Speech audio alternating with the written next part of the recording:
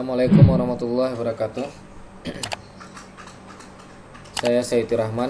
Hari ini kita akan bahas tentang pola-pola perancangan dalam rekayasa perangkat lunak. Pertama kita pahami dulu apa itu pola perancangan. Pola perancangan adalah cara untuk menggunakan kembali pengetahuan tentang suatu masalah dan solusinya. Jadi pola ini kita deskripsikan, ya kita catat atau dalam sebuah file, ya deskripsi dari pola ini nantinya akan digunakan kembali pada tahap pembangunan perangkat lunak, ya, ketika pola ini ingin digunakan kembali. Nah, pola adalah deskripsi masalah dan intisari solusinya. Jadi ada sebuah objek, gitu ya. Nah, dalam objek itu punya deskripsi masing-masing, deskripsi apa masalahnya dan solusi dari permasalahan tersebut. Ya, kita catat, kita simpan dalam sebuah file yang akan kita gunakan kembali. Pola harus cukup abstrak untuk dapat digunakan kembali pada keadaan yang berbeda. Ya. Jadi pola ini, ya, artinya dapat dilihat secara keseluruhan yang dapat digunakan kembali pada keadaan yang berbeda. Ya, biasanya menggunakan karakteristik berorientasi objek. Ya. Jadi kalau yang tentang objek yang bisa digunakan kembali, biasanya semua software atau aplikasi yang dibangun adalah menggunakan pemrograman berorientasi objek. Ya. Artinya apa? Ya, kalau di pemrograman itu ada struktural dan orientasi objek. Jadi ada struktural. Nah, kalau struktural itu dia baris per baris. Sedangkan orientasi objek itu dieksekusi berdasarkan pemanggilan objeknya itu sendiri. Ya. Misalnya kalau kita bedakan, ya, antara struktural dengan orientasi objek, itu misalnya seperti ini. Misalnya kalau orientasi objek, misalnya kita punya kelas, ya, punya kelas. Ya. Ini kita anggap ini adalah kelas. Nah, kelas itu adalah tempat cetakan, atau kalau saya bilang itu cetakan dari objek. Ya, kalau dia ini kue, ya kue ini ada cetakannya. Ya, kalau misalnya kamu buat kue, misalnya cetakannya love, gitu ya, yang kamu inputkan bahannya tepung dan segala macamnya masuk kemari, ini akan semuanya bentuknya love semua. Tapi yang berbeda apa? Rasanya berbeda, gitu ya. Ya, karena dia bahan bakunya berbeda. Nah, tapi kalau kelas ini kita gunakan, kita contohkan ke dalam kelas kita sehari-hari. Misalnya kamu kuliah di dalam kelas RPL dengan saya, gitu ya, misalnya kelas berapa, misalnya kelas 1 gitu. Kita bikinlah di kelas 1.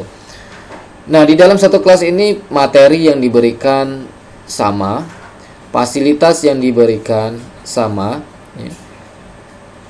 Juga waktu kuliahnya sama, ya, semua sama.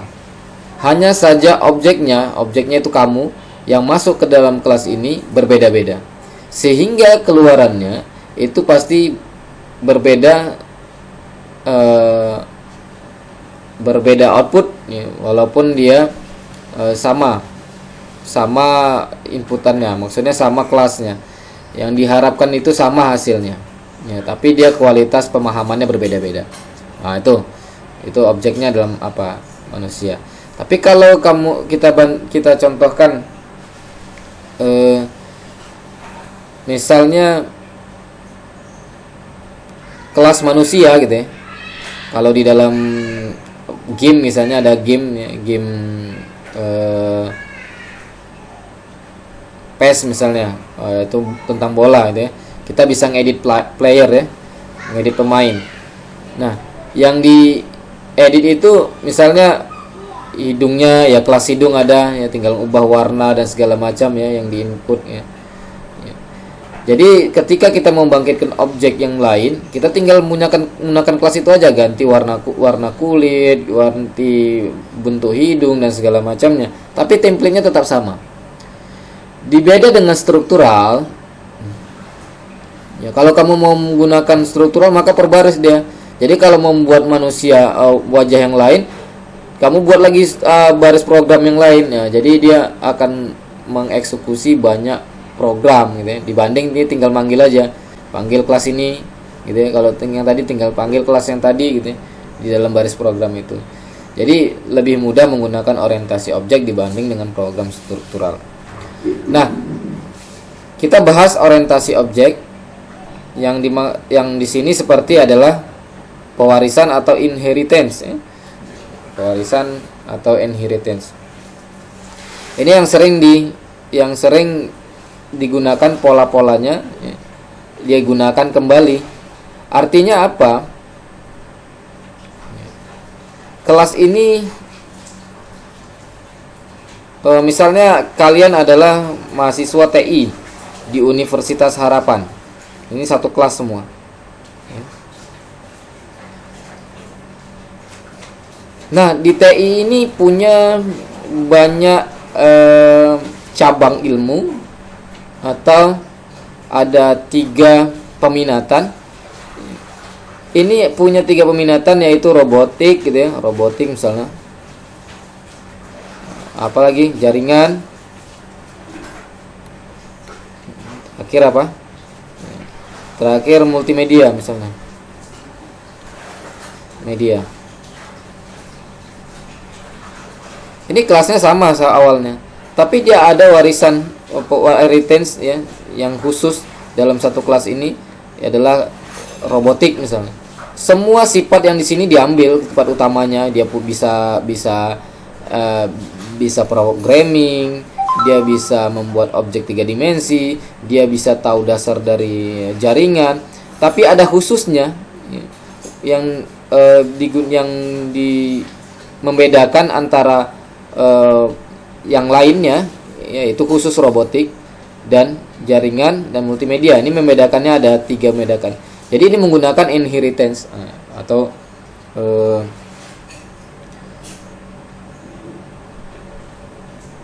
pewarisan nih. Selanjutnya bisa juga dengan cara polimorfis.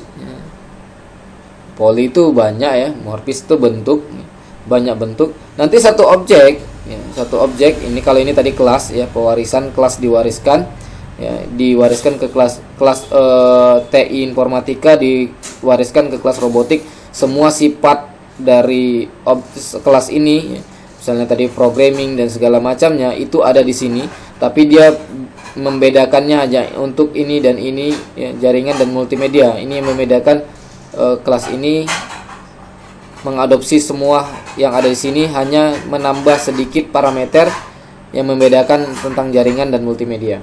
Nah, sedangkan ini polimorfis adalah satu objek yang banyak bentuknya ya, tampilannya. Nanti objek ini bukan objek itu sendiri yang ditampilkan ya, bukan secara utuh, tapi objek ini ditampilkan berdasarkan bentuk mananya yang mau diambil. Ya, banyak bentuknya nih, polimorfis ya, banyak bentuk. Nah, itu contohnya. Kita lanjutkan.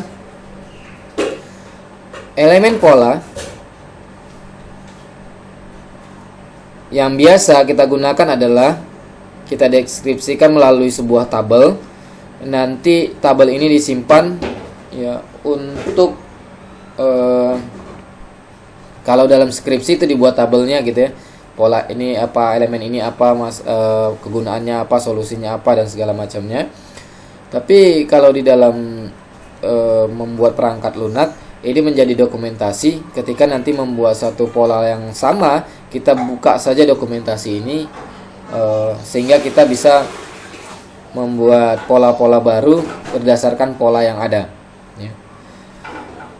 Nah, biasanya disebut di sini namanya, ya, pengenal pola yang berarti namanya apa, gitu ya. Deskripsi masalahnya, masalah di dalam pola ini apa, solusinya apa, ya, bukan rancangan konkret tapi berupa template solusi yang dapat digunakan secara berbeda. Ya, jadi objek ini dapat digunakan di mana aja, gitu ya. Ya, nanti di deskripsi solusi. Selanjutnya ada konsekuensi, hasil dan tambahan setelah mengaplikasikan pola tersebut. Jadi kalau menggunakan ini nanti hasilnya apa aja, ya. Jadi bisa kamu buat seperti itu. Pola observasi dari pola tadi, ya, tadi ini elemen polanya, ya ini observasinya aja. Nama observer, ya, observasi. Deskripsi memisahkan tampilan objek dari objek itu sendiri. Contoh nih misalnya, ini tampilan objek dari objek sendiri itu artinya tadi polimorfis, ya. Ya, jadi menampilkan objek itu dalam bentuk yang berbeda-beda. Ya. Jadi objek itu sendiri nggak seluruhnya digunakan, tapi bagian-bagian yang perlu ditampilkan saja, ya, dalam berbentuk yang berbeda ini akan ditampilkan. Masalahnya digunakan ketika banyak tampilan yang dibutuhkan. Nah, ini contoh. Jadi banyak tampilan yang dibutuhkan, maka digunakan. Deskripsi solusi ada dalam slide deskripsi UML, nanti ada lanjutnya ada deskripsi UML. Selanjutnya ada konsekuensi optimasi hasil tampilan mungkin tidak praktis, ya. Nah, nanti kalau kamu membuat suatu pola yang kemungkinan pola itu dapat digunakan kembali pada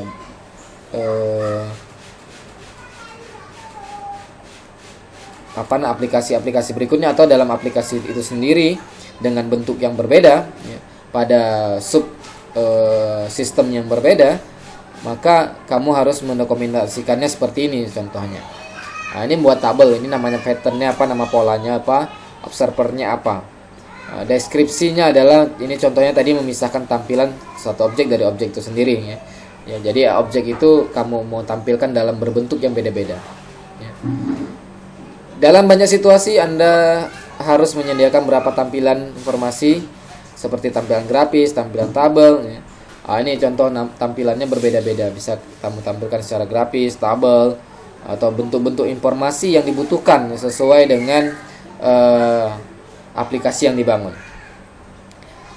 Nah, solusi description-nya apa? Nah, ini tadi. Dan konsekuensinya apa? Jadi dibangun. Ya, ini bisa kamu buat nanti di dalam laporan. Kalau kamu mau membuat suatu RPL, kamu harus membuat seperti ini, gitu ya. Nah, contoh ini tampilan dengan pola observer yang berbeda, banyak tampilan, gitu ya. Nah, contoh ini bisa kamu buat dengan diagram seperti ini. Nah, kalau di observer 1 ini kan dia dapatnya seperti ini, ya, tampilannya. Tampilan hasilnya aslinya ini sebenarnya. Nah, ini diobservasi dengan cara tampilan seperti ini. Nah, ini dia nampilkannya dengan cara begini. Jadi data ini bisa ditampilkan dengan dua cara, ini atau ini. Ya, gitu.